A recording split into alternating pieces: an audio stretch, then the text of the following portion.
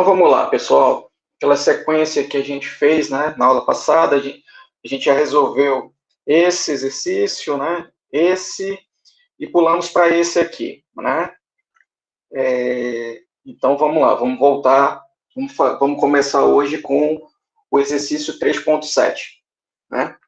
Então, ó, o conjunto aí, né, consiste em um elemento de alumínio, tá certo? E aí tá dada a liga, né, uma liga tratada, né? E um elemento de latão, né, também está dada a liga aí, tá certo? Que repousam sobre chapas rígidas. Ok.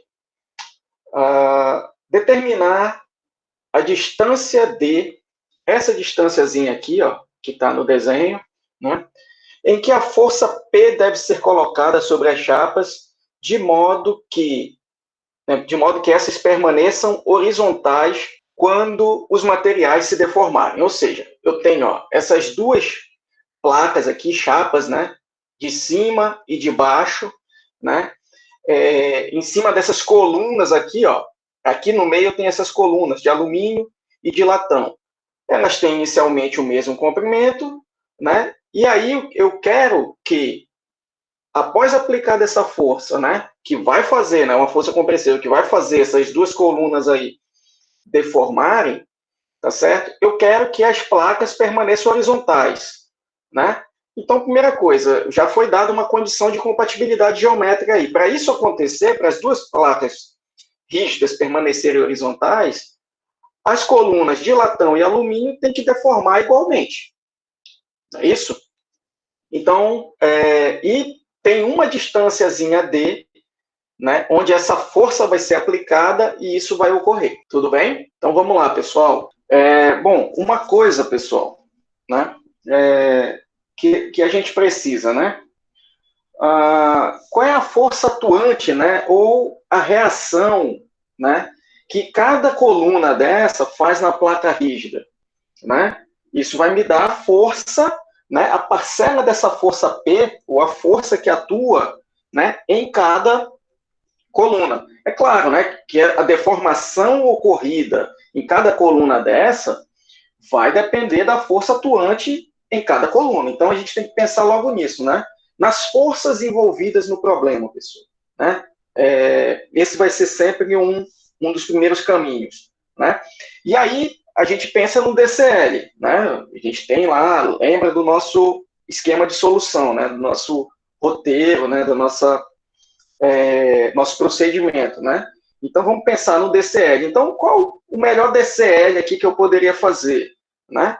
Eu pego uma dessas placas rígidas, né? Porque nelas atuam todos os esforços que eu preciso. Né? Tanto as forças, né, que atuam, né, nas colunas de latão e alumínio, quanto a força P aqui aplicada. Tá certo? Aí, pessoal, eu esquematizei, então, né? Fiz um DCL da placa rígida de cima. Então, na placa rígida lá de cima, está atuando a força P, obviamente, para baixo, e as respostas das duas colunas de alumínio, né, que eu estou colocando aqui, ó, chamando de FA, e de latão, que eu estou colocando aqui, F lat. Tá certo? E aí, pessoal, como é que eu represento? Onde eu represento essas forças? Né? Esforço axial, eu sempre represento no centroide da seção. Né? Vai estar atuando uma força compressiva em cada barra axial, né? Então, também, né, eu coloco aqui uma força que eu vou localizar no meio, né, da largura ou da espessura, né, chamem como quiser, né, dessa placa de alumínio, que é de 6, né, polegadas, então eu coloco aqui no meio, ó, 3 polegadas aqui para a extremidade e 3 até aqui. E a mesma coisa para o latão. Coloco bem no meio aqui, né, 1,5 para um lado, 1,5 para o outro. Tudo bem até aqui, pessoal? Tudo bem, professor. Beleza. Mas assim, né, para esse tipo de solução, é esse artifício que a gente vai utilizar, tá certo? Aí, olha só, esse comprimento D, pessoal, ele é um comprimento qualquer. Eu não sei se ele está, né, à direita aqui do centro da área de alumínio, né? Ou à direita. Eu arbitrei aqui para a direita, porque no desenho, né, tá à direita, tá certo? Mas eu vou mostrar aqui a solução, vocês vão ver que se eu tivesse arbitrado para antes aqui, ó, do centro da área de alumínio, isso não ia fazer diferença também. Tudo bem? Mas vamos então arbitrar aí que ele está além, né, à direita aqui do centro da área de alumínio. Tudo bem? Então vamos lá, pessoal. O que a gente tem que fazer? Né? Achar essa distância D para que condição? Para quando, né, para quando eu aplicar essa força, a deformação ocorrida no alumínio seja igual à deformação ocorrida no latão. Tudo bem? Essa é a condição que eu tenho aqui. Tá certo? Qual é a outra condição que eu tenho? Eu tenho as equações de equilíbrio, né? Que aqui só o que vai me ajudar a somatória das forças na vertical, que vai me dar aqui direto que FA mais Flat é igual a P. É só o que vai me dar aqui. Tudo bem? Então, pessoal, vamos lá. Ó. Temos isso daqui e temos essa condição imposta. Tá? Então, vamos desenvolver isso daqui, né? Para o alumínio, então, eu tenho F, alumínio, vezes L. O L, né, pessoal, o comprimento das duas colunas é o mesmo, né? Sobre a área do alumínio, tá certo? Vezes o módulo de elasticidade do alumínio. Mas deixa eu colocar aqui, né, essas informações aqui. O E do alumínio era de quanto, pessoal? Era 68,9? Isso, gigapascal. Giga, né? E o do latão? 101. 101. Obrigado. Giga. Isso aqui é igual a força que atua no latão vezes L sobre A, né? Latão, perdão, né? Vezes latão. Agora é o seguinte, pessoal.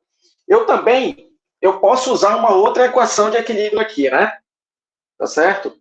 Para começar, tinha essa daqui, tinha uma primeira relação aqui, né? Só que eu tenho mais incógnitas aqui, então eu tenho que usar mais, né? Eu tenho que ter mais equações para poder solucionar esse problema, né? Porque, olha só, então, vamos continuar trabalhando aqui, né?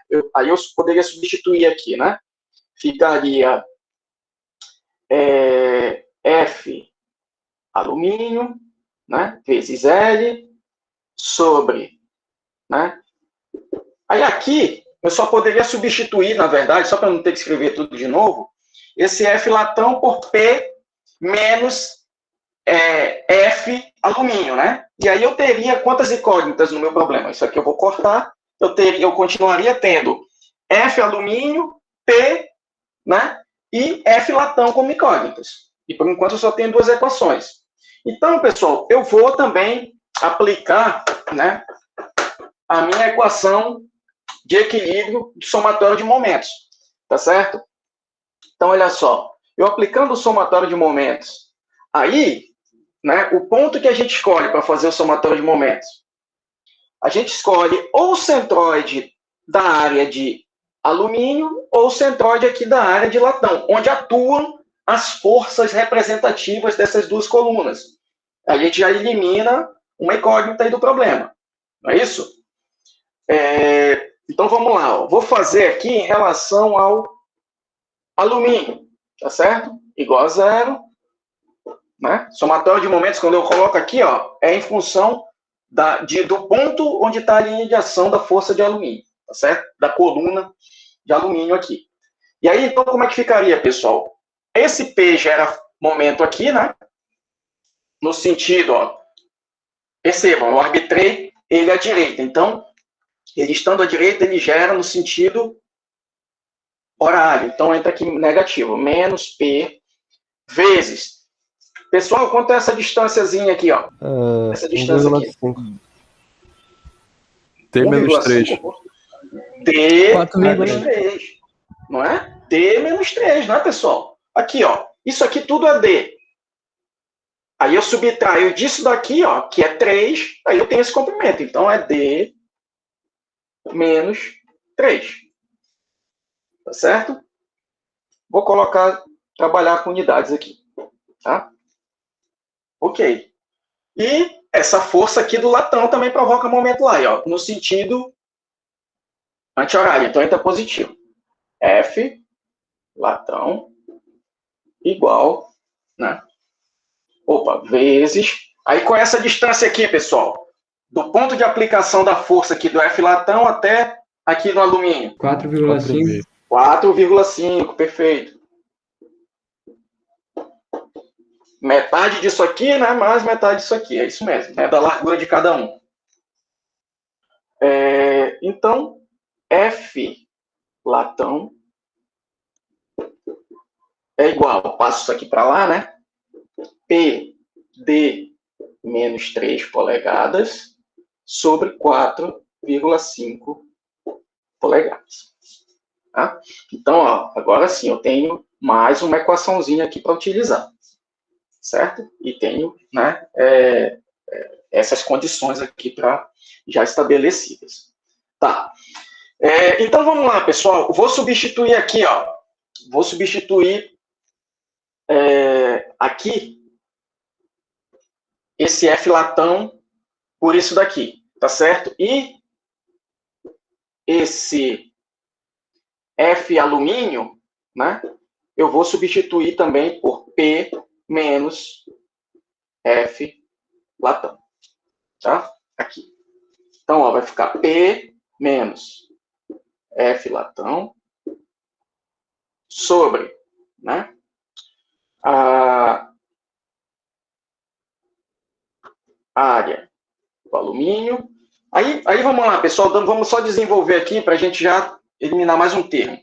Essa área do alumínio é o quê? É a largura dela vezes a espessura que foi dada, que é de 8, tá certo?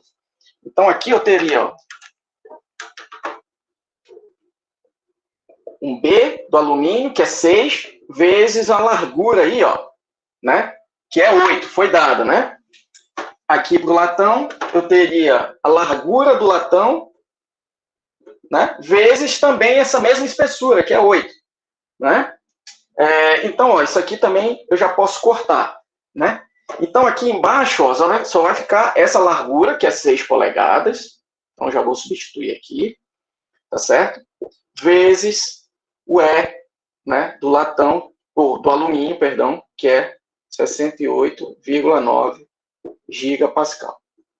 Vocês vão ver, né, pessoal, que eu vou cortar esse gigapascal aqui em um dado momento, então, por isso que eu estou trabalhando com unidades misturadas, tá certo? Tá trabalhando em polegada, em gigapascal, eu vou poder cortar, né? Vocês estão vendo, ó, que esse gigapascal eu posso colocar em comum, então, a unidade do modo de elasticidade vai sumir aí, tá certo? Então, tanto faria trabalhar com unidade inglesa ou no SI. Agora, do outro lado, né, pessoal? O F latão. F latão, eu já vou substituir, ó, por isso daqui.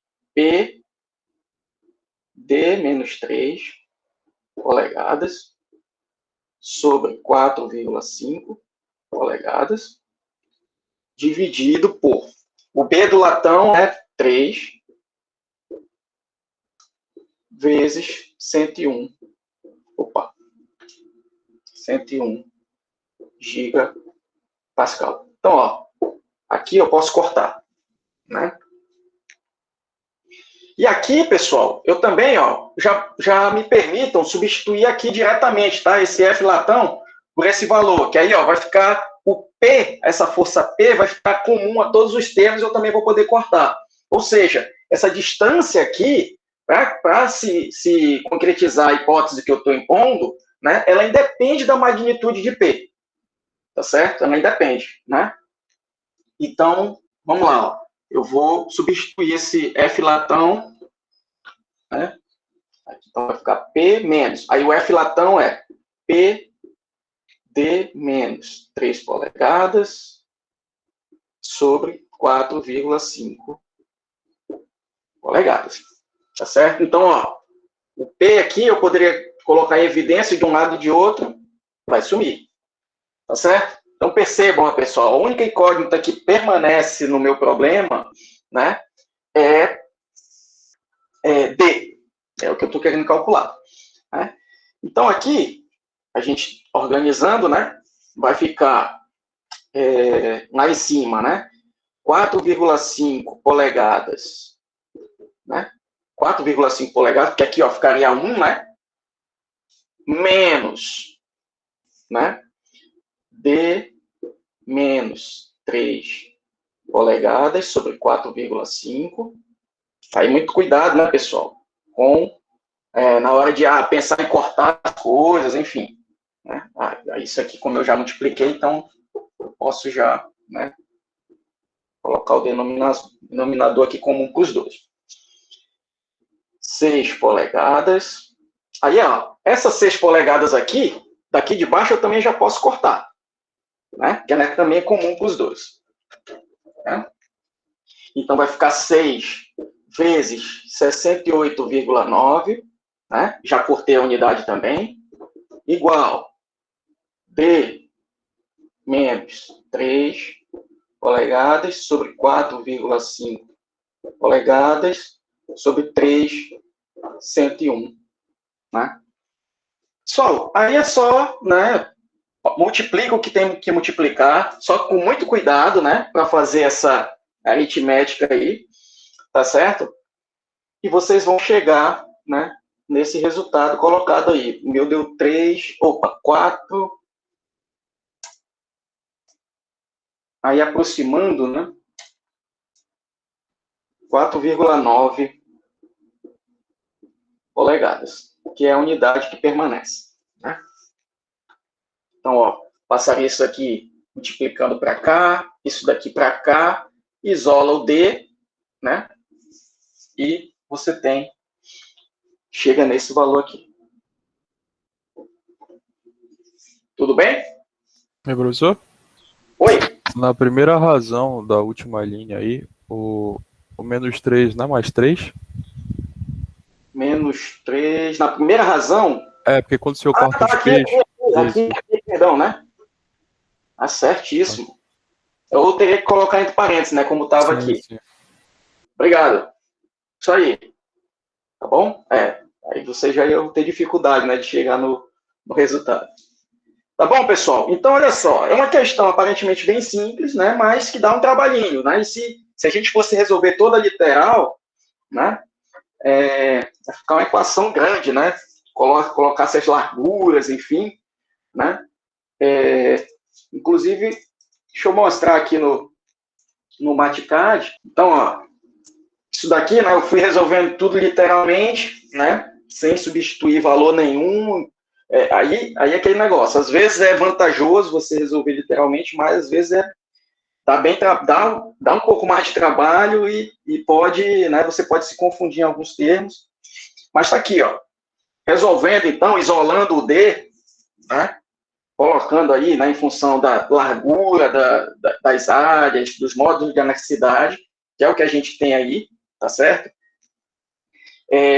Vai dar 4,903 polegadas. Aí eu arredondei para a primeira casa só, tá certo? Trinquei ele na primeira casa. Tudo bem? E aí, olha só, pessoal, o que eu tinha falado antes, né? O que eu tinha falado antes de não fazer diferença se eu colocasse o P para cá. Porque, olha, na hora de calcular os momentos aqui, isso daqui também ia mudar de sinal, tá certo?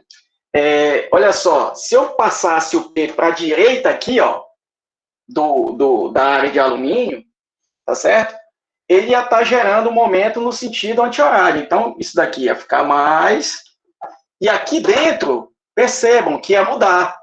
Em vez de D menos 3, né, se essa força fosse aqui, por exemplo, ó, tá certo? Ia ficar essa distânciazinha aqui, 3 menos D. Então, ia inverter o sinal aqui, né? Aqui dentro, né? Mas também lá fora ia sair o sinal de menos. Então, ia ficar aqui 3 menos D. Né? Se o P tivesse à direita aqui do centro da área de alumínio.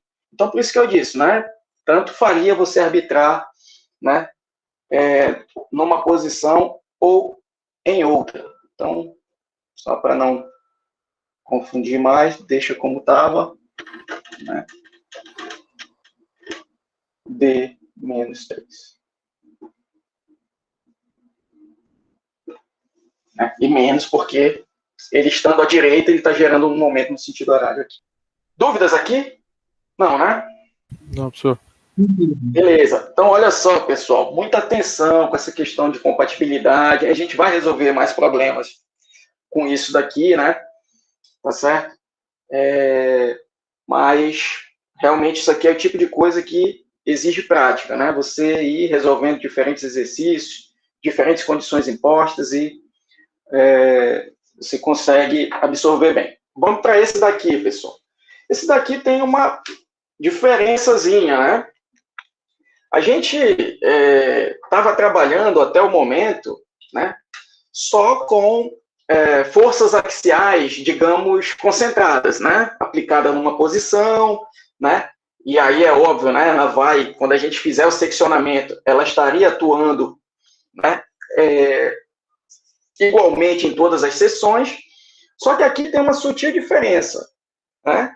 Eu tenho também aqui uma reação do solo, né? O solo faz uma força tangencial aqui, ó, pessoal, que obviamente vai provocar um esforço axial aí, tá certo? Só que é um esforço axial distribuído, tá certo? Esforço axial distribuído. E, de novo, né, para calcular reações, por exemplo, aqui a primeira coisa que se pede é a força na parte inferior aqui do poste, né? Então, olha, eu tenho aqui esse poste, ele está enterrado, aí ele chega aqui, ó, nessa parte aqui do terreno, né, que eu considero que é rígida, né? Está muito compactado e daqui, né, ele oferece uma reação. Só que nessas outras partes aqui, ó, tá certo? O solo também oferece, né, uma reação, obviamente, tangencial aqui lateral. Né? Então, pessoal, qual é a força que atua aqui na base? Essa força de reação aqui na base? É essa força aqui aplicada aqui em cima, tá certo? Menos a força que o solo faz, ó, ao longo de toda essa altura aqui desses esforços distribuídos. Tá certo? Então, de novo, para calcular essa reação, eu acho o esforço representativo, ó, desse esforço axial distribuído aqui. Tá certo, pessoal? Como é que eu faço isso? Um esforço axial tá aí, ó, uniformemente distribuído. Então, qual é a força representativa desse esforço? É o valor dele, tá certo? Que eu estou dando aqui, ó, é 4 kN por metro. Multiplicado pelo comprimento. Vezes o comprimento onde ele está atuando. Perfeito. Né? E aí vocês percebem, né? Então, a força representativa aqui, aí tanto faz. O certo é eu representar aqui no meio, né? Se eu fosse fazer esse esforço representativo aqui, não teria diferença, porque aqui eu não tenho momentos, então a posição não é tão importante, né? Então, isso aqui, ó, poderia chamar de W maiúsculo, né? Seria igual ao Wzinho, ou ômega, né? Sei lá, vezes a altura onde ela está atuando, que é 2 metros. Então, isso daqui vai dar uma força representativa de 8 kN, né, pessoal? Para cima. É uma reação aí. Então, a força F seria 20 menos os 8, e está aqui. Ó. A primeira resposta já está dada aqui. Aí, tem a outra coisa que está sendo pedida, né? O deslocamento da parte superior em relação à parte inferior. Né? Eu admitindo que isso daqui, ó, daqui, ele não desloca mais. Tá certo? Bom, então eu tenho aí, né, uma coluna submetida a esforço axial. Eu já sei calcular deformação disso, né? Mas eu sabia lá com um esforço axial, né, uniforme, né, ao longo de toda a coluna. Então, em cada seção eu teria o mesmo esforço axial. Aí eu tenho aquela nossa equaçãozinha lá, né? Que é essa equação aqui, né, pessoal? Agora, o seguinte, quando eu tenho alguma coisa aqui, né, que segue uma função ou varia, né, de uma certa forma ao longo do comprimento que eu estou trabalhando, né, poderia ser a área, né, aí eu já alertei a questão da área para vocês, né, mas aqui, na verdade, é a força, né, que essa força axial vai variando à medida que eu vou me deslocando ao longo da altura. Tá certo, pessoal? Quanto é a força de reação do solo, por exemplo, aqui na superfície? Qual é a força de reação que eu tenho do solo? Eu estou falando lateral aqui, né? Estou falando dessa reação lateral. Ela não existe. Então, essa força, pessoal, percebam que essa força de reação, ela é uniformemente distribuída, mas então ela vai aumentando, né? Essa minha força axial devido a essa reação aqui do solo, ela vai aumentando à medida que eu vou aprofundando aqui, né, no solo, que eu vou variando a minha altura. Então, ela segue uma função linear aí, não é isso, pessoal? Então, como é que variaria essa reação, né, essa força axial que o solo faz lateralmente na coluna? Seria ômega vezes y, tá certo? Então, segue uma função aí do primeiro grau, tá certo? Então, pessoal, onde eu tenho um somatório, né, aqui nessa equação, o que é que eu tenho que usar? Uma integração, né? Uma integração. Tenho que fazer uma integração. Então, vamos lá. Trabalhem, resolvam essa questão aí. Então, pessoal, como eu já falei, né, quando a gente tem algum parâmetro, né, daquela nossa equaçãozinha que a gente já conhece lá, né? N, L sobre a E, né? Ou essa força, né, variando, né, entre, né, as duas extremidades onde a gente está fazendo análise, não é isso? Ou essa área também, né, estiver seguindo alguma função, né, a gente tem que usar aí integração, tá certo? Então, aqui o que está variando, a gente já está vendo, é essa força axial, né, que a gente chama de N, né, essa é a nossa convenção. Então, a gente tem que determinar como é que essa força se comporta, tá certo? E aí, de novo, pessoal, seccionamento, sempre assim, né? Então, olha só, se eu fizer, né, de cima para baixo, né? Se eu fizer de cima para baixo esse seccionamento, como é que fica, né? Eu vou ter essa força P de 20, ó, a minha origem do Y, ó, eu estou considerando aqui em cima, então o Y varia de cima para baixo, né? E aí eu tenho, ó, também o meu esforço distribuído aqui, que é ômega igual a 4 kNm. Tudo bem? Então, olha só, pessoal, fazendo o somatório das forças na direção Y, né? O que eu tenho aqui?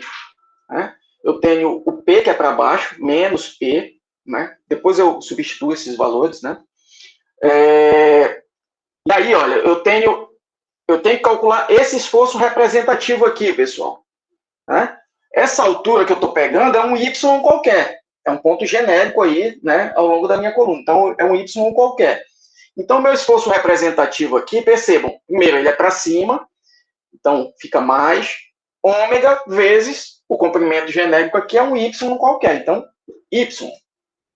Tá bom? Menos N, né, entre AB, tá certo? Em função de Y, igual a zero. Então, o meu N aqui, pessoal, N, AB, Y, vai ficar, né? Passo daqui para lá positivo, né? Quando eu fizer o jogo de sinal vai ficar negativo, então vai ficar ômega Y menos P. Tá certo? Então percebam, né? A minha força axial ao longo da coluna segue uma função do primeiro grau. Tudo bem? Seria também, né? Em vez disso aqui ser uniforme, né? Vamos dizer que o solo tivesse propriedades diferentes e que isso aqui, na verdade, em vez de ser uniforme, seguisse uma função do primeiro grau. O meu esforço axial, né, seguiria uma função do segundo grau. É assim que funciona. Tá certo? Então, olha só, pessoal. Para eu calcular, né, a variação de comprimento da coluna AB, tá certo? E, consequentemente, o deslocamento, né, do ponto A, já que o ponto B eu estou considerando fixo, eu vou colocar, ó, aqui, ó, pessoal, eu arbitrei o meu esforço axial como trativo ou compressivo. Trativo. Mas eu sei que ele é o quê? Compressivo, está forçando a coluna para baixo. Então, a variação de comprimento aqui, eu já sei que vai ser negativa. Então, se eu arbitrei aqui o esforço positivo, eu tenho que colocar o menos em algum momento aqui. Ou, se eu já arbitrasse aqui negativo, né, já dizendo que ela é compressiva, aí não precisaria desse menos na equação. Tudo bem? Então, ó, usei a minha convenção, então, boto o sinal de menos aqui. E aí, pessoal... Oi? Mas você poderia colocar ela diretamente como compressiva? Se eu colocasse aqui compressivo, ó, assim, ó, né? Então, isso daqui o sinal seria invertido, não é? E aí eu não precisaria botar esse menos, eu colocaria a equação direto lá. É isso que eu estou dizendo. Tudo bem? Tudo bem. Então, vamos lá, pessoal. Aqui, ó, força vezes o comprimento, e aí o comprimento, né, pessoal, vai ser um comprimento dy. Tá certo? Vai ser um comprimento dy qualquer. Por quê? Eu vou partir de um infinitesimal e eu vou integrar, né, isso aqui de 0 até quanto? 2 metros. Né, que é o comprimento total da minha coluna AB. Né, sobre a área de seção transversal, que não muda, vezes o modo de anarquicidade. Então, é isso aqui, pessoal. Né? Resolver essa integração, joga isso daqui lá, né? AB igual a menos. Aí, ó, posso tirar tudo que for constante daí da integral, né? A, E. E aí, coloco aqui 0, 2 metros. Ômega y menos P, né? Que é 20. dy. Né? Aí posso já fazer a integração disso daqui, né? Então, me permitam já fazer a integração aqui. Certo? Então, vai ficar ômega y ao quadrado sobre 2 menos py. Tá certo, pessoal? Não é? Integrando isso daqui com esses limites de integração. Aplicando esses limites de integração aí, pessoal, né? O que a gente vai ter? Vamos chegar nesse valor aí, né, que foi colocado. Né? Menos, aqui, quanto era a área mesmo? Bom, aqui também, né, pessoal, não cabe, eu acho, a gente ficar fazendo passo a passo de conta de calculadora. Né? Aqui, aplicar aqui o limite de integração, né? Aplicar os valores aqui, ó, isso aqui é 4 kNm, né? Isso daqui é 20 kN, aí aqui vai ficar 4, né, ao quadrado, né, metros quadrados. Aqui, o y, né, vai ficar 2, né? E aí, quando eu substituir 0, os dois 0, tá certo? Os dois termos. E aí é só fazer essa conta e vocês vão chegar, né? E aí eu fiz também no MATCAD, só que eu fiz no MATCAD trabalhando, né? O que eu coloquei lá, a minha integração, foi de baixo para cima, tá certo? Tanto faz, pessoal. Tá? Tanto faz. Né? Então aqui eu chamei de F. De novo, vai dar no mesmo, tá certo?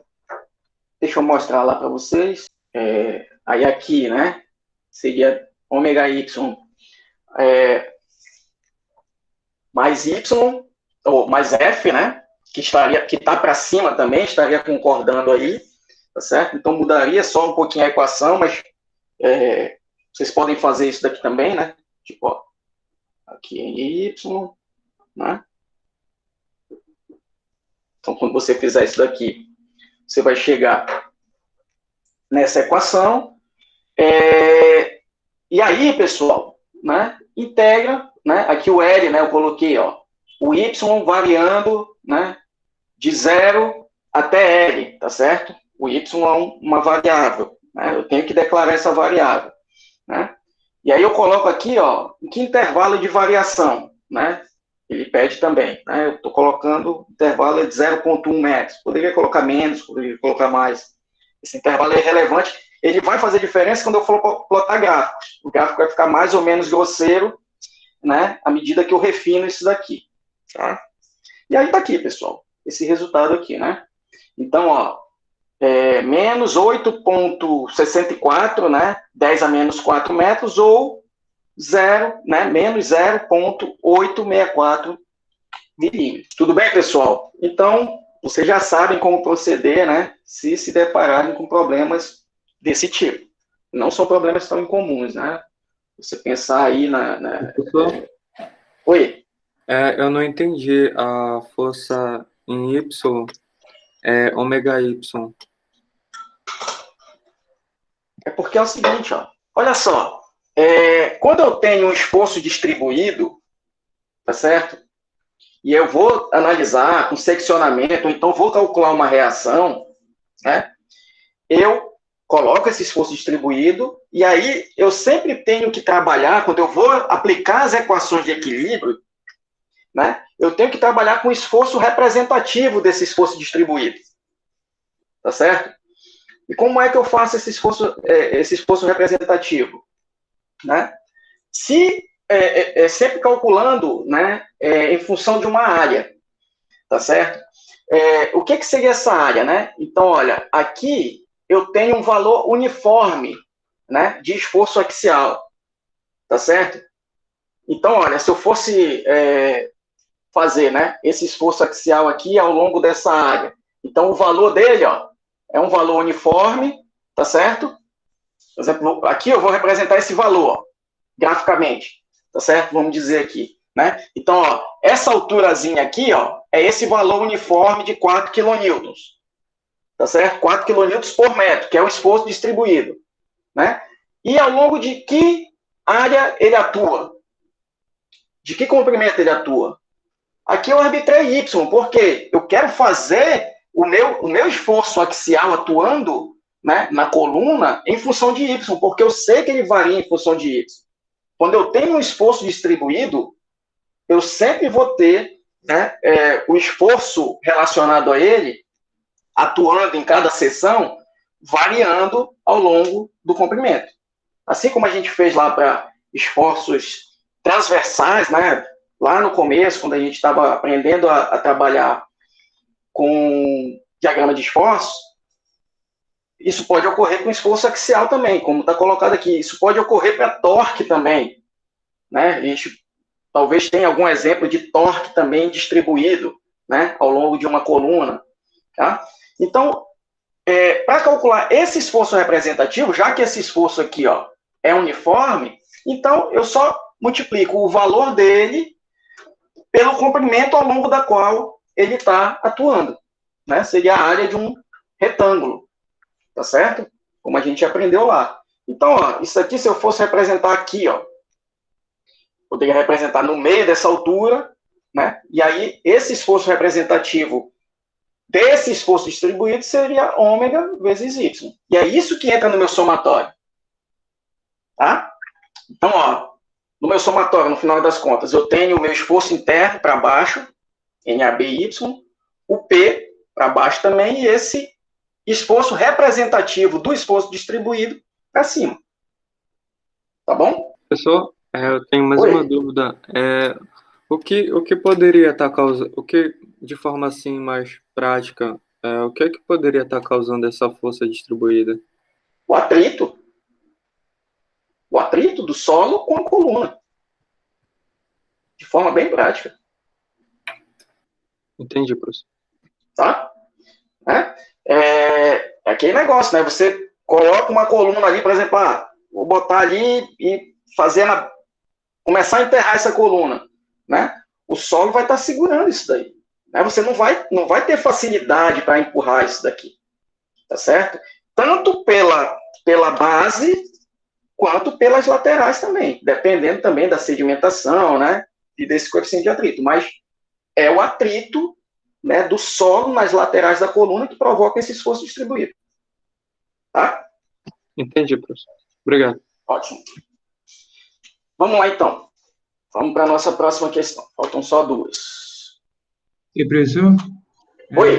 nesse exemplo aí também, se não tivesse outra força, por exemplo, aplicada em outro ponto, aí você não ia precisar trabalhar com 2 trechos, né? Sim, perfeito, Aí perfeito, né? assim. Isso. É isso mesmo. Assim, beleza. Tá. E aí eu faria 2 integrais, né? 2 termos, né? Isso mesmo. Ou vamos dizer, né, que eu tenho uma coisa bem prática aí dentro disso que você colocou. Vamos dizer que eu tivesse ainda um comprimento, né, dessa coluna para fora aqui, né? Eita, ficou bonito, né? Então, ó, esse comprimentozinho, ele não sofre essa reação aqui do solo. Então, eu teria que fazer esse comprimentozinho aqui separado desse daqui e somar as 2 deformações. Tá certo? Entendi, professor. Obrigado. Maravilha. Vamos lá. Esse probleminha aqui, pessoal. De novo, né? É aquilo que eu falei. Agora é um problema com variação de temperatura. Esses 2 últimos são. Quando eu mostrei, né, que vocês fazem uma análise, tem que fazer uma análise de compatibilidade, né, para esses problemas de temperatura também, né, eu deixei claro que eu não quero vocês decorando fórmula, né, para aplicar. Eu quero vocês entendendo o que acontece no problema, fisicamente, e aplicar as equações de compatibilidade, né, e aí assim obter as tensões atuantes, os esforços, enfim. Esse problema aqui é um pouco diferente dos 2 que a gente já resolveu, né? E aí eu quero vocês pensando um pouquinho nisso, né? O cilindro de 50 milímetros de diâmetro, feito de magnésio, né? Então, estou dando a liga aí também, né? É colocado no fixador, né? Quando a temperatura é de 15 graus Celsius, tá certo? Então, eu tenho esse fixador aqui, ó, né? Essa estruturazinha aqui, eu coloquei esse cilindro aqui no meio.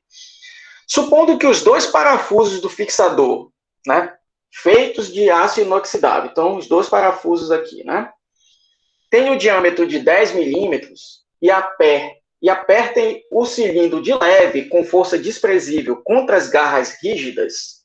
Então, ó, a fixação foi dada dessa forma, né? Uma força bem de leve, mas assim, para não ter folga, tá certo? Do cilindro aqui para o fixador, né? E essas 2 garras aqui, ó, são rígidas, tá? Não deformam, né? Então, determinar a temperatura em que a tensão normal média, ou no magnésio, né, no cilindro, ou no aço, ou seja, em qualquer um desses 2 parafusos, que vão ter o mesmo esforço e vão ter a mesma tensão, obviamente, o problema é simétrico, né, for de 12 megapascal. Então, percebam, pessoal, né, quando eu digo que isso daqui é rígido, isso quer dizer que isso não deforma, né? Ou seja, isso daqui, ó, quando eu começar a aquecer, por exemplo, né, esse cilindro aqui de magnésio, isso daqui vai tender a crescer, né? Ele vai crescer mais rápido, né, do que o de aço, né? Porque, ó, o coeficiente de dilatação térmica dele é maior, né? Isso daqui, ó, se não fosse rígido, tenderia a começar a arquear. Não é isso? Esse daqui crescendo mais do que os 2 da ponta, né? Mas, isso sendo rígido, pessoal, isso daqui não deforma. Então, isso não pode arquear. Então, ele vai impor, né, uma compatibilidade aí no restante do conjunto, né, que é o cilindro e os 2 parafusos, né? Então, qual seria a condição de compatibilidade imposta aí, pessoal, por essas duas barras serem rígidas, né? Essas duas garras aqui. A deformação térmica mais a deformação devido à tensão tem que ser igual a zero? Mas por que teria que ser igual a zero? Essa é a questão. Porque elas são rígidas, aí não pode... Não, pois é, mas são rígidas, mas perceba, o parafuso pode deformar, ou seja, esse parafuso pode crescer, isso aqui pode se deslocar. Eu estou falando que isso daqui não deforma, ou seja, ele não vai arquear, não vai fazer isso daqui, né, nem arquear nem para baixo, nem para cima, mas eu não estou dizendo que isso daqui não possa se deslocar. Entende qual é a diferença? Entendi. Então, a diferença dos outros problemas. Isso aqui não está fixo, né? Numa parede, né? Isso daqui é rígido, mas ele pode se deslocar. Tá certo? Vamos dizer que isso aqui está no chão. Aí tudo bem, isso aqui tá no chão. Agora, esse daqui vai poder subir, vai poder descer. Na verdade, só poderia... se for uma variação negativa, ele poderia descer, né? De temperatura. Mas aqui no caso, né, ele tenderia a subir, se eu aplico uma variação positiva aí. Tá certo? Ok? Então não é essa a condição. Mas tem uma condição aí que eu posso definir.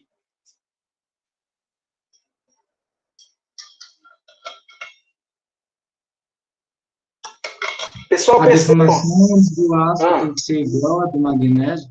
Perfeito. Resolvam com base nisso daí. Tá certo? Os demais, né? Tentem entender, né? Essa condição. Depois, lógico, eu vou resolver aqui, vou explicar. Mas aí, então vamos lá. É essa condição mesmo.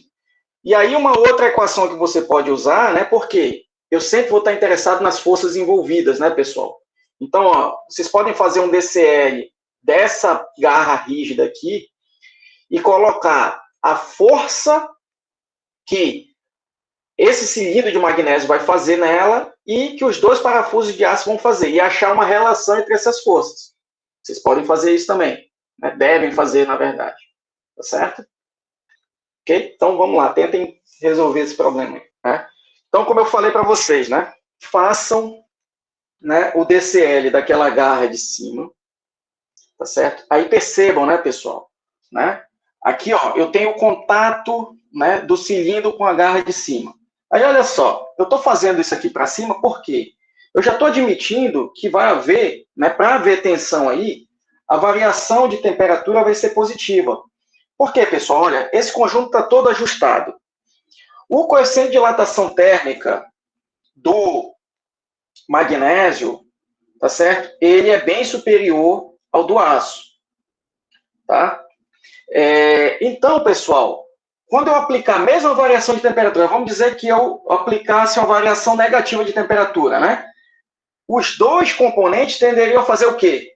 Encurtar, né? Reduzir de comprimento. Se o cilindro de magnésio vai encurtar mais rápido, depois vocês façam, né? Não depende só do alfa, depende do alfa e do L.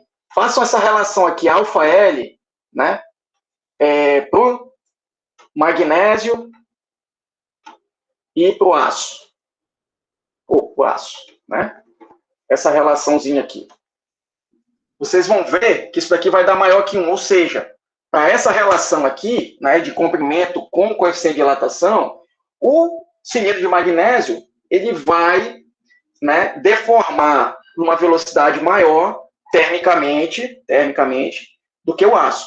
Ou seja, se eu aplico uma variação negativa de temperatura, os dois vão tender a encurtar.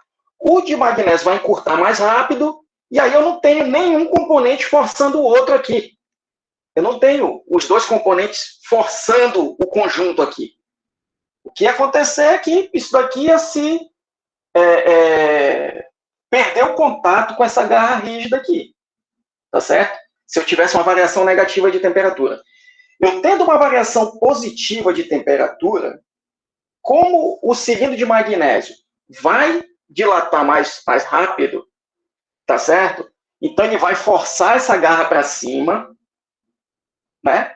E os dois parafusos, né, que também vão querer aumentar de comprimento, porque a variação de temperatura é positiva, mas eles vão aumentar de comprimento mais lentamente. Então, eles vão segurar essa garra aqui para baixo. E onde é que eles seguram, né, pessoal? É na zona onde estão as porcas. Por isso que o comprimento que eu considero, né, para o parafuso e para o cilindro na análise, eles são diferentes. O parafuso de aço, ele vai estar sendo forçado, ó. Então, fazendo aqui, né, o pontilhado aqui, onde a gente não consegue enxergar, né? Ele vai estar sendo forçado ao longo de todo esse comprimento até aqui na porca. Tá certo? Então, esse comprimento aqui também vai entrar no cálculo, né? Tudo bem até aqui? E aí, olha só, então no meu DCL, eu vou ter o cilindro de magnésio forçando a garra para cima e os dois parafusos de aço segurando ele para baixo. Então, aqui eu já posso saber que F, né, do magnésio é igual a 2 vezes o F do aço, tá? Então, já tem essa primeira relação aqui. Aí, pessoal, uma outra coisa, né? Eu disse quando um ou outro componente, né, um ou outro material chegar à tensão de 12 megapascal, né? Pessoal, tensão que vai atuar em qualquer um desses dois componentes vai ser o quê? Compressiva. Vai ser uma tensão compressiva. Tá certo? Perdão, uma tensão axial, né? No aço, né? Como ele vai estar sendo forçado para cima, ele vai ser trativo, e no magnésio, compressivo. Beleza. Tensão axial, pessoal, depende de força e da área, né? Olha só, a relação entre força e área aqui, ó. Então, assim como a gente fez essa relação aqui, a gente pode fazer a relação entre as tensões no magnésio, né, em módulo, né? Uma vai ser compressiva, outra trativa, tudo bem. E no aço. Tá certo? Então, no magnésio, ó, seria a força no magnésio, tá certo? Sobre a área do magnésio. Tá? Aqui, né, a força no aço sobre a área, né, nos dois, em qualquer um dos dois, né, pessoal? E aí você trabalha com um ou com o outro, né? Você não vai trabalhar com os dois, você vai trabalhar com um ou com o outro, tá certo? É a área do parafuso de aço. Quanto é o diâmetro do cilindro de magnésio? 50. 50. Então, esse daqui, ó. Aí aqui eu vou substituir, tá certo? Para saber qual é a relação aqui entre as duas, tá certo? Então, aqui, ó, o magnésio é 2 vezes o F do aço, né? O parafuso de aço tem 10 milímetros de diâmetro, tá certo? Se eu fizer uma relação aí, pessoal, então vai ficar, ó, D ao quadrado, né, do magnésio sobre D ao quadrado do aço, né?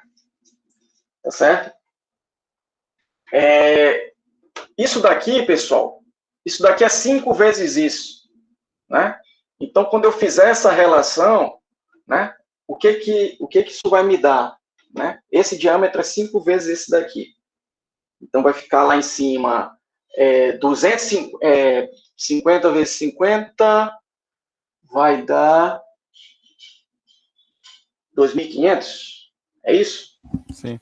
Isso. 2.500 dividido por 100, né?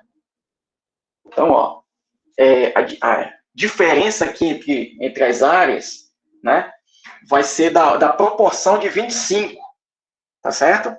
Então, aqui 2 vezes aço, aqui eu só preciso colocar os diâmetros, né, porque teria π, d a quarta, né, então π sobre π d ao quadrado sobre 4, o π sobre 4 vai ser comum os dois termos, eu posso cortar. Então, d quadrado aqui, d quadrado aqui, do aço. Então, fazendo essa relação aqui, eu inverto, né? Então, ó, Isso daqui eu corto, vai ficar 2D do aço, né? Sobre D ao quadrado do magnésio. Então, isso daqui, pessoal, né? Quando eu cortar isso daqui, ó, invertendo isso daqui, vai ficar 2 sobre 25.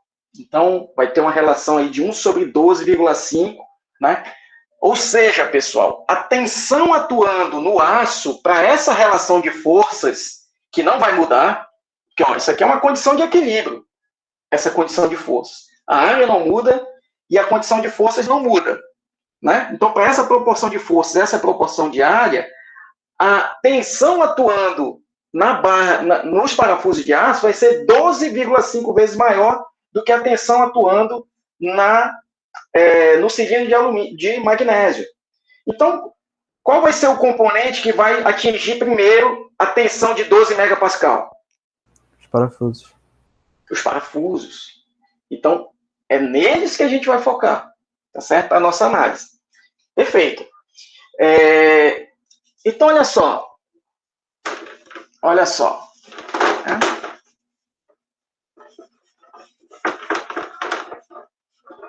A condição de compatibilidade que me foi passada aí, né, lá no começo, quando eu indaguei vocês, foi que a deformação ocorrida no magnésio tem que ser igual à deformação ocorrida no aço. Tá certo? Só que uma é negativa e a outra é positiva. Não é isso? Ok? É isso, professor. Tá. Mas vamos lá, então. Então, abrindo isso daqui, ó. Abrindo isso daqui, como é que ficamos? Né? Delta T magnésio mais delta P magnésio, né?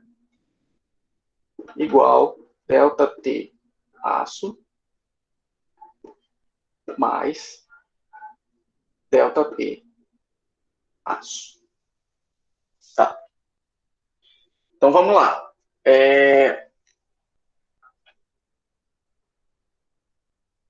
Na verdade, desculpem, pessoal, né? Quando eu falei uma negativa e outra positiva, o termo de força que eu estou falando, né? As deformações vão ser exatamente iguais mesmo, inclusive o sinal, tá certo? É o quanto essa garra deslocar para cima, é o quanto cada uma vai ter deformado. Tá claro isso? Então, esses termos aqui é que vão ter sinais trocados, né? Mas a deformação de uma e de outra vai ter o mesmo sinal. A total, né? A que eu digo é a total. Tudo bem? Então, aqui, ó, alfa, delta T, vezes L do magnésio, que é 100, né? Não é igual ao do alumínio. Mas, aí aqui, pessoal, já cabe eu colocar aqui, ó, menos, tá certo? F magnésio. Por quê?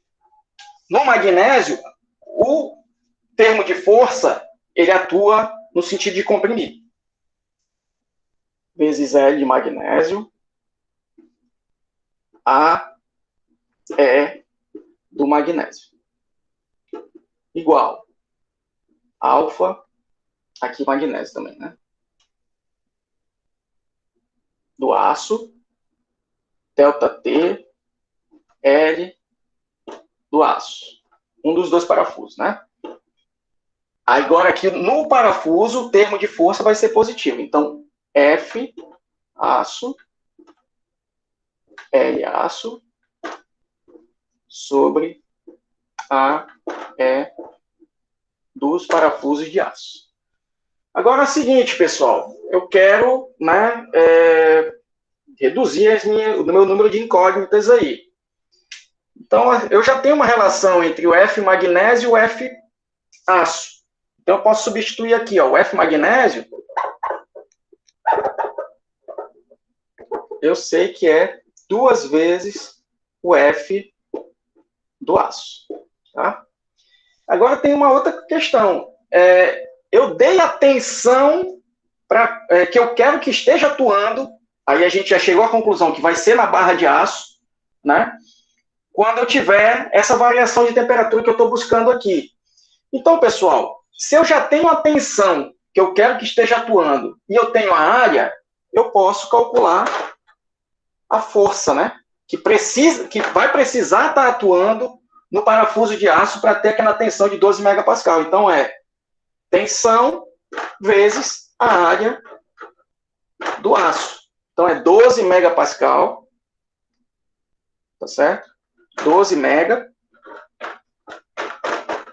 vezes a área, que é π 10 milímetros ao quadrado sobre 4.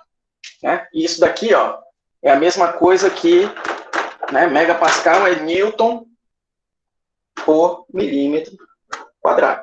Então, é isso aqui. Oi? Poderia também substituir o F do aço pela área por 12?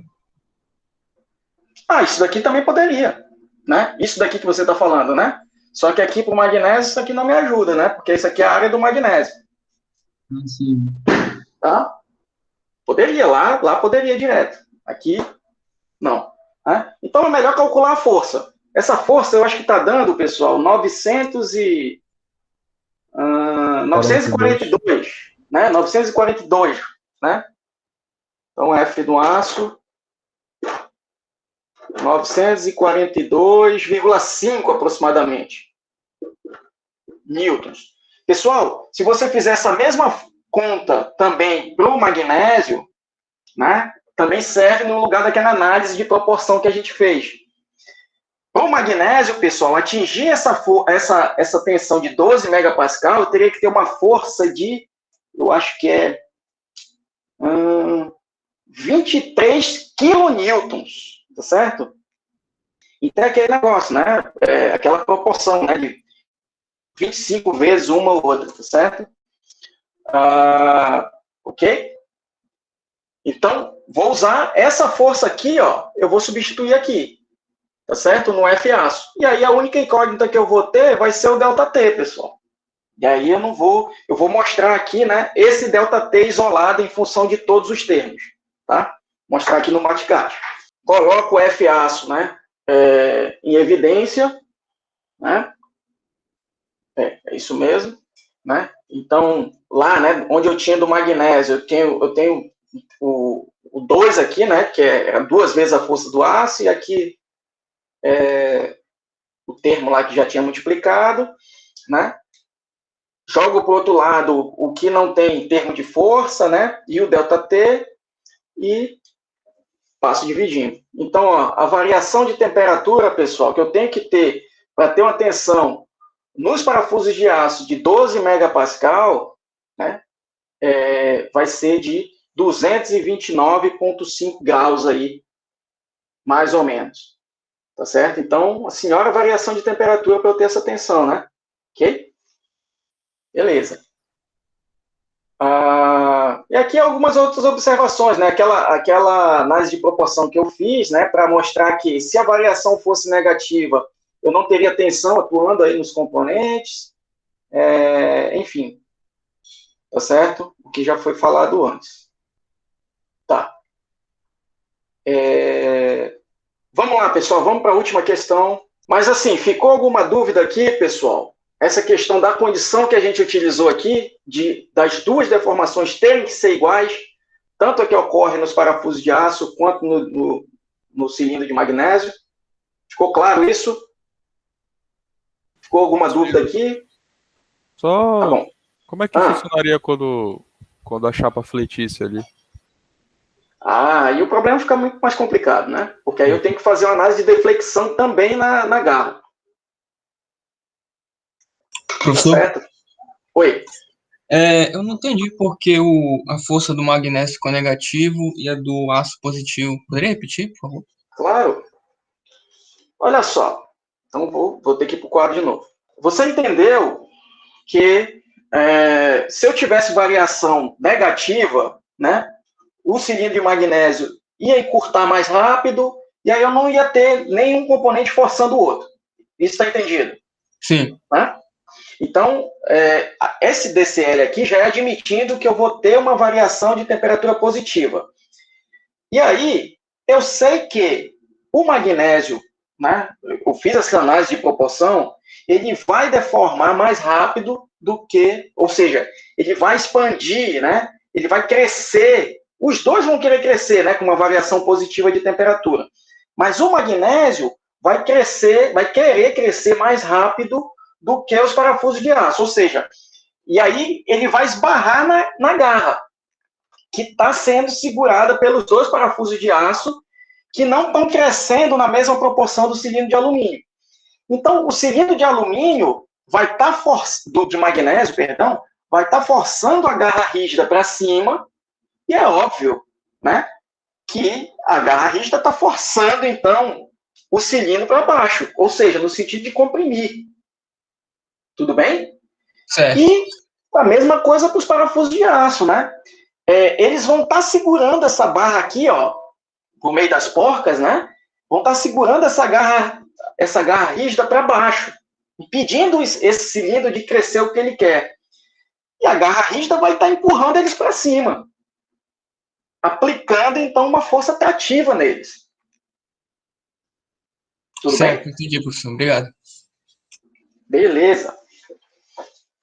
Então, vamos lá, para o nosso último exemplo. Olha só, pessoal, esse exercício aqui, né, é até mais simples do que o anterior, mas ele também tem uns detalhes interessantes, né, para serem observados aí. Tá? O bloco rígido tem um peso de 80 kg, né, que eu já sei que é 10 a terceira libra-força, e deve ser suportado pelos postes A e B, feitos de aço, e pelo poste C, feito de latão. Então, tenho, ó, os dois postes das extremidades, né, eles são diferentes. Né? Eles são do mesmo material, são de aço. E o do meio aqui é de latão. Então, por uma questão, né, de materiais, né, e de distâncias aqui, eu tenho um problema que eu posso considerar simétrico. Tá? Olha só, e o bloco é rígido, né? De novo, ele não vai poder embarrigar, né? Nem para cima e nem para baixo. Né? Ele se mantém aí com esse mesmo formato, tá certo? E pela simetria do problema, esses postes vão ter sempre que estar paralelos entre si, com o mesmo comprimento. Olha o que está sendo imposto de novo aí. Né? Supondo que todos os postes tenham o mesmo comprimento original antes de carregados. Né? Então, todos partem do mesmo comprimento, que nem foi dado porque não vai ser necessário. Determine a tensão média normal, né? Vai ser uma tensão normal, desenvolvida em cada poste, né? Quando o poste C é aquecido de modo que sua temperatura aumenta 20 graus, aí é Fahrenheit, eu estou trabalhando em unidade inglesas. Né? Cada poste tem área de seção transversal de 8 polegadas quadradas. Percebam, aqui eu só estou aquecendo o poste C. Tá certo, pessoal? Só estou aquecendo o poste C. Né? Então, vamos lá. Mas, olha, uma informação eu já deixei no ar aí, né? O bloco sendo rígido, pessoal, bom, primeiro, né, o bloco está comprimindo todos esses postes, né? Se eles têm o mesmo comprimento aí, tá certo? E aí o bloco está paralelo ao chão. Ele sendo rígido, e os dois postes das extremidades tendo a mesma distância, né, do centro, e tendo o mesmo material, ele vai permanecer também paralelo, tá certo? Se eu tivesse, por exemplo, o poste C para cá, para esse lado, né, e o poste B e o poste A aqui, um no meio e outro aqui, o poste C, tendo um coeficiente de dilatação térmica maior, né, ele ia crescer mais rápido e isso aqui ia ficar inclinado. Poderia. Ele não deforma, mas ele pode se deslocar. Né? Mas ele estando nessa condição aqui, pessoal, com o C no meio e os dois aqui na ponta, ele vai permanecer paralelo aí né, mesmo com a alteração de deformação nesses postes. Então, uma condição já está colocada, tá certo? A deformação ocorrida no poste C vai ter que ser igual à deformação ocorrida no poste A ou no poste B. Eu posso analisar com qualquer um dos dois. Tá certo? E aí também tem a condição de equilíbrio, né? Que eu já posso colocar aí. Tá certo? Que se isso aqui eu chamar de F, isso aqui de FC, eu sei que o FC é igual a P menos 2 vezes F, né? Eu considerando isso aqui F, isso aqui F. Pessoal, vamos lá. Sem eu ter variação de temperatura, né? Vamos dizer a condição inicial aí. Eu posso dizer que a força que cada poste está reagindo aqui, nesse bloco, é igual? Pode. Não. Bom, eles estão posicionados nas mesmas distâncias aí, tá certo? O peso está distribuído igual, enfim. Agora, eu não posso falar isso, pessoal, porque eles não têm o mesmo material. E se eles se mantêm com o mesmo comprimento, lembrem lá da equação, né? Variação de comprimento é F vezes L sobre AE. Eles têm a mesma área, eles têm o mesmo comprimento, mas o módulo de elasticidade é diferente. Se a força atuando em cada um, ou seja, com que cada um reage aí, fossem iguais, né, um poste ia deformar mais do que o outro. O poste C, aqui no caso, que tem um módulo de elasticidade menor. Tá certo? Então, não posso já partir dessas suposições. Tá? Então vamos lá. O que eu posso já admitir aqui? Né? Essa relação dada pela equação de equilíbrio, que a força no poste C é o peso menos a força de cada poste, que eu posso chamar de F. Então, 2 vezes F. Isso eu posso dizer. E a outra condição, tá certo? É que a deformação que ocorrer no poste C vai ocorrer também, tá certo? No poste B ou no poste A. Eu posso escolher um dos dois para analisar. Então, vamos lá. Trabalhando nessa questão aí, enquanto eu coloco no quadro. Então, vamos lá, pessoal. A gente não precisa entrar muito aí. Passado o horário. Então, é o seguinte. Né? DCL do bloco, onde atuam todas as forças que me interessam no problema. Né? Cada poste reage aí, tá certo? Aqui o FC e os dois das pontas eu estou chamando de F, simplesmente. Né? Então, fazendo somatório de forças na vertical, né, pessoal, e aí o peso, vou representar ele no centroide, tá? Não tem problema. Então, o somatório das forças aqui vai me dar isso daqui, tá certo? Que o FC é igual a P menos 2F. Não posso dizer nada além disso por enquanto. Fazendo o somatório de momentos, eu chegaria facilmente à conclusão também que F, né, que essas duas forças aqui, né, das pontas também têm o mesmo valor. Né? Ok.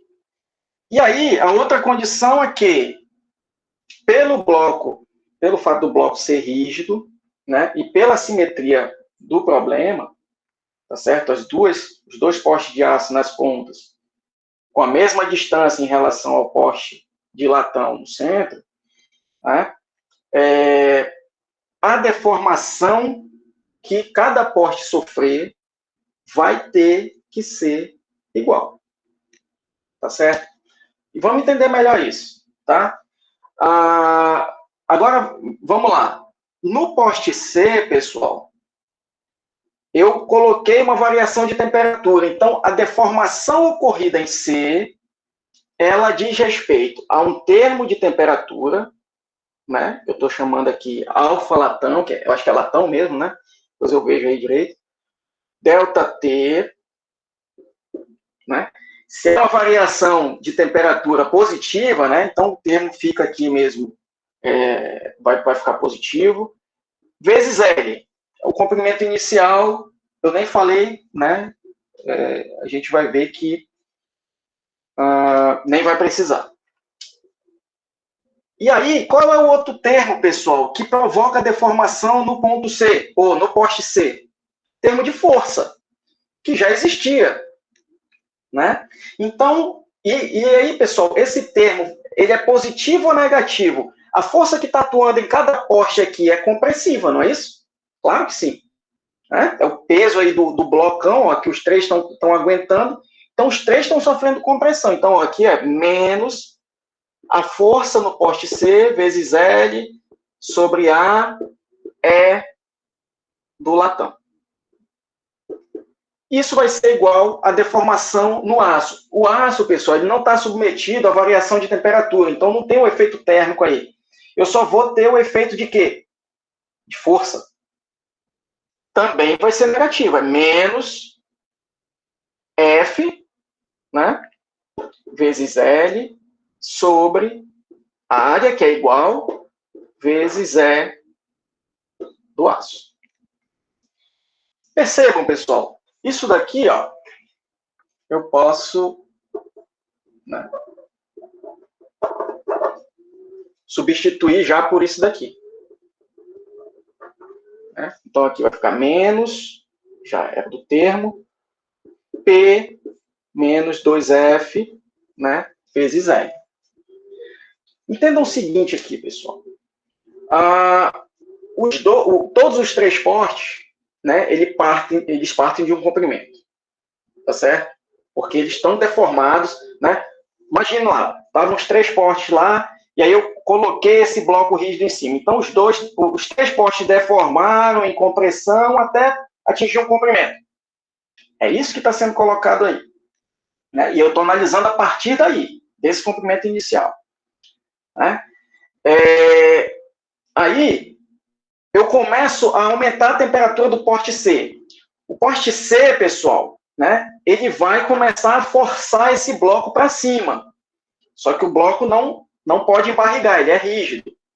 Tá certo? Então, o que acontece? Né? Eu começo a ter uma força maior atuando aqui no poste C de reação, porque ó, ele está subindo, né? Ele está subindo, está querendo subir. Os outros dois postes, pessoal, que também estavam sob compressão, né? Eles vão começar a aumentar de comprimento também. Por quê? Eles estão sendo descomprimidos. Entendem o que está acontecendo aqui? Né? O poste C, né, está sofrendo variação de temperatura, então ele está aumentando de comprimento. Está aumentando de comprimento. E os outros dois postes, eles estão aumentando de comprimento também, porque eles estão sendo descomprimidos. Por isso que eles vão mantendo o mesmo comprimento. Percebam que vai chegar um momento, pessoal, que esse poste C pode crescer tanto, né, que esses dois postes podem descomprimir totalmente e só o poste C ficar submetido à força aí. Percebem que é uma situação que pode acontecer, né, se eu continuar aumentando a temperatura? Sim, Percebem sim. isso? Né? Aí, lógico, tem uma questão de estabilidade aí, né, que ficaria menos estável isso daqui, né? Mas a gente não está muito preocupado com isso. Eu só quero que vocês entendam a física do problema. Mas se isso acontecesse, professor, no caso a gente poderia, vamos supor assim, desconsiderar os dois postos extremos e trabalhar só com... A força dos dois, sim. Sim, Trabalhar porque só com eles FC, realmente né? não teriam. Realmente eles não teriam força nenhuma lá. Né? Então, olha só, pessoal. Tendo isso daqui, ó, percebam que o P eu tenho, é 80 aqui. Eu estou perguntando variação de temperatura, é isso? Não. Estou perguntando a tensão que vai atuar em cada poste quando eu tiver a variação de temperatura de 20 graus Fahrenheit. Então, ó, percebam, o que eu tenho que encontrar aqui é o F. Eu encontrando o F, eu encontro a força que atua em cada poste, para essa variação de temperatura, em cada poste das extremidades. E, jogando o F aqui, eu encontro o FC também. Tá certo? Então, ó, vou lá para o Maticad de novo, tá bom? E aí a gente faz algumas outras observações lá. Olha só, aqui, na verdade, eu optei por isolar o FC, né? Então, eu substituí né, eu fiz um pouco diferente do que está aqui no quadro. Mas é só, em vez de substituir o FC por P menos 2F, né, substituam aí o F, né, por P menos FC sobre 2, se for o caso. Tá certo? Vocês podem fazer isso daí. Tá? Tá aqui, ó. Substitui o F por esse termo aqui e isola o FC, se quiser, né? Achei mais fácil fazer assim aqui eu fiz de outra forma. Não tem problema. E aí, eu achei aqui, ó, no momento, então, pessoal, que eu tiver essa variação de temperatura, né, de 20 graus Fahrenheit, a força, né, de reação no poste C vai ser de 33,24 kip. E em cada poste das extremidades vai ser de 23,4 kip. Tá certo? Então percebam, né? As forças nos dois postes das extremidades vão ser menores. Tá? E à medida que aumenta essa temperatura, ó, perceba, ó, eu aumento a temperatura, mantenho todos os outros termos, a força em C aumenta. Não é isso? E aí, ó, achando as duas forças, né, para essa variação de temperatura, só substituir aqui na equação, e sabendo que são forças compressivas. Aí eu coloquei aqui, ó, então tá aqui, né, e o resultado já está aí no material também. Né? Então, a força, né, em cada poste de aço, a tensão, desculpem, é menos 2,9 KSI, né, e no poste C, menos 4,15 KSI. Aí eu coloquei aqui, ó, para que variação de temperatura a força nos postes A e B seria nula? Ou seja, só o poste C vai estar trabalhando, né? Aí eu fiz aqui por tentativa e erro, poderia fazer de outras formas aqui, né? Mas está aqui, ó, para que força, ou para que variação de temperatura eu tenho o FC sendo igual exatamente aos 80 kip, né, que é o peso do bloco. Então, ó, se eu tiver essa variação aqui de temperatura no poste C, de 72,9 graus Fahrenheit, mais ou menos, né, só o poste C vai estar aguentando peso. E os postes A e B, né, vão estar ali, nesse momento, né, no mesmo comprimento, né, no momento que as forças nele se tornam nulas, mas vão estar sem força nenhuma. E a partir daí, o que eu for aumentando de temperatura, né, eu vou continuar o poste C aguentando todo o esforço e ele aumentando de comprimento. E os outros dois postes, obviamente, já não variam mais. Tá certo, pessoal? E aqui, ó, eu estou demonstrando aqui, né, aquela questão, né, sem haver variação de temperatura, a gente pode dizer que as duas forças são, que as três forças são iguais, aí é só você fazer a análise de deformação, né? Se as três forças fossem iguais, cada uma estaria aguentando 1/3 de P, né? Cada poste. E aí, olha o que eu teria de deformação para um e para outro, né? Eu teria uma deformação muito maior no poste C. Isso representaria um embarrigamento ali do bloco que não acontece, né? Ok, pessoal? Então, ó, os postes devem manter o mesmo comprimento, né? Se manter com o mesmo comprimento, pois o bloco é rígido, né? Então, nesse caso, a força suportada pelo poste C seria menor que a dos outros dois postes, tá certo? Então, fazendo a análise sem a variação de temperatura, né? O que eu tenho aqui, né, é exatamente isso. A parcela de força, né, no poste C seria de 15 e nos postes das extremidades, 32.